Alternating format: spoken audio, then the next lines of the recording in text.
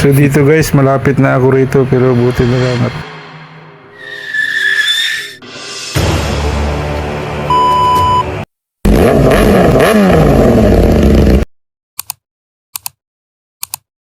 hello guys, good morning. Welcome back to my channel. And for today's video, samahan nyo ulit akong i-vlog itong aking a day in my life as bilang habal rider.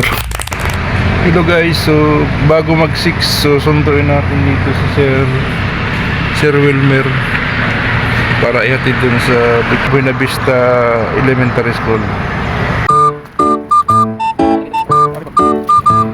Ayun, so dito guys, around 5:50 AM, take off na kami ni Sir. At habang nasa biyahe, medyo na-traffic lang kami rito sa Manggahan.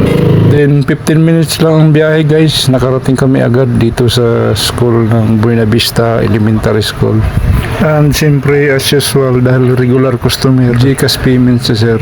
After kong ma-drop si Sir, umusad na naman ako papuntang Greenbreast, Biklatan para naman sunduin si Ma'am Cora Aransanso. Yan siya guys, regular customer ko rin yan siya. And malapit lang dahil from sa bahay nila. Ang drop niya doon lang sa labasan mismo ng bahay nila. Harap road kasi ang daanan, kaya binubok niya ako as regular na maghahatid sa kanya sa labasan. So dito ako sa Biklatan para susundo kay Ma'am ng 6:45.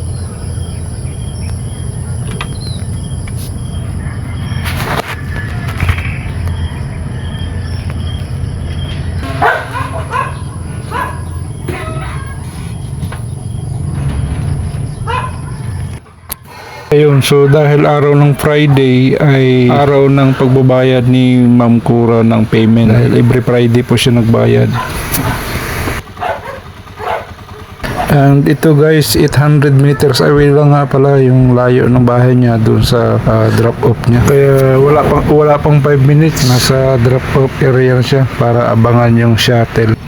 After kay Ma'am Cora, umusad na naman ako papunta doon sa Dali supermarket ba yan, grocery store, para bibigyan ko naman ng serbisyo si Ma'am Juan na isa rin sa mga regular customer ko. Since alas 7 yung kanyang request na pasabay, kaya mas inagahan ko na. Ayun, na-vlog ko na rin pala yan mga idol, si Ma'am Juan. Isa rin yan siyang content creator na ang business ay related sa food, catering and other services po regarding sa mga events kagaya ng mga kasal, binyag. Cremidore, 11 kilos ito guys. Kaya? Sampo.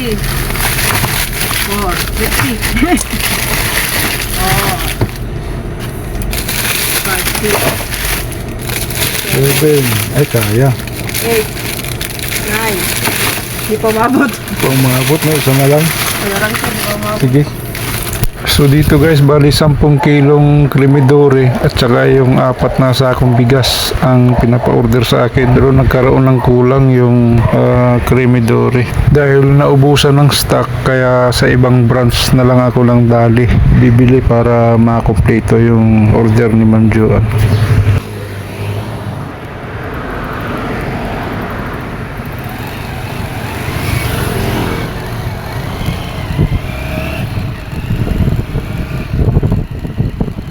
Ayun, so after kong ma-deliver yung una kong book kay Ma'am Juan guys, ay nag-proceed na naman ako sa palengke para sa ikalawa niyang booking sa akin. So, same pa rin kay Ma'am Juan. Ito po ay pinapapick up yung karne doon sa palengke. So tara, let's samahan niyo ako doon sa expedition ko na to as habal rider.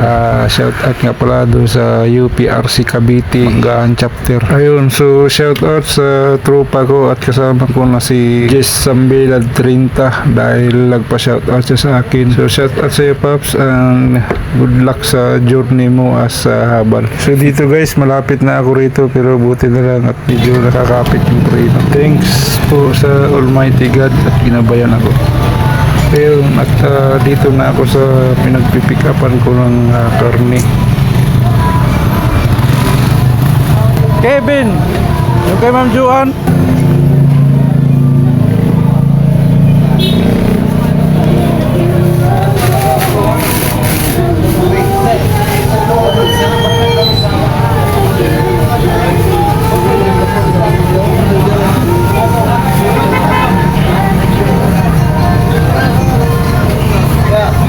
Ano daw? Right now yan.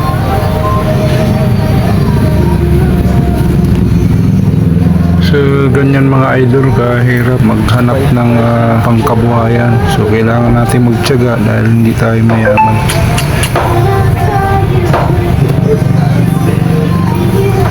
Sa isa lang. Ay. Diretso mo na rito. Ilagay mo na dyan, ako na bahala. Yan.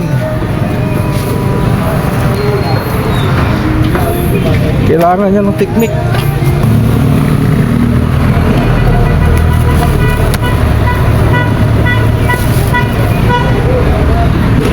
Yan yung nasa kaisip.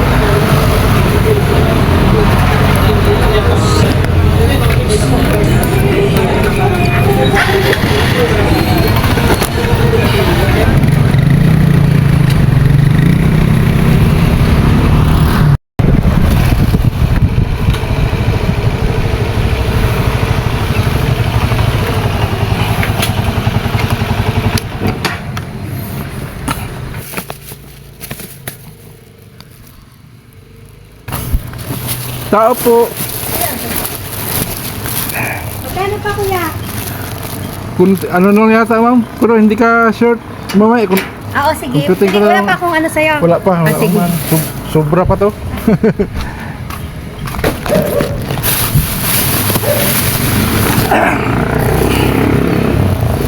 Salamat. Okay na to kuya? Apa?